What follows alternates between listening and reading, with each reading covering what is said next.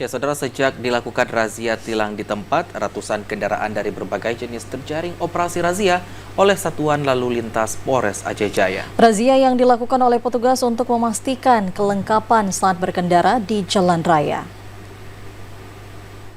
Satuan Lalu Lintas dari Polres Aceh Jaya mulai melakukan operasi razia non-elektronik atau tilang manual. Tilang manual ini dilakukan Satlantas Polres Aceh Jaya setelah berlangsung sejak Mei 2023 yang lalu. Saat razia dimulai, setidaknya ada lebih dari 100 kendaraan terjaring razia baik roda 2 maupun roda 4 atau lebih.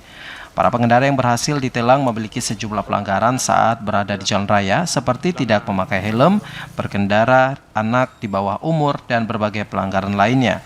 Bagi pengendara yang terkena razia, pihak petugas langsung membuat surat tilang di tempat yang selanjutnya memprosesnya di pengadilan.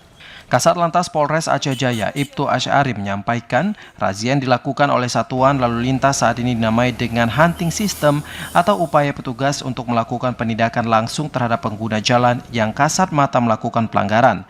Menurutnya, pola penindakan hunting system ini bersifat insidentil, yaitu petugas melaksanakan patroli di tempat-tempat yang berpotensi terjadinya pelanggaran lalu lintas, dan bila petugas menjumpai pelanggar lalu lintas akan langsung dilakukan penindakan.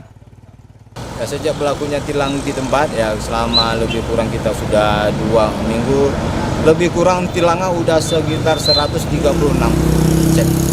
Rata-rata apa ya Pak? Rata-rata pengguna roda 2 karena tidak menggunakan helm, dan roda 4 tidak memasang TNKB sesuai sama nomornya.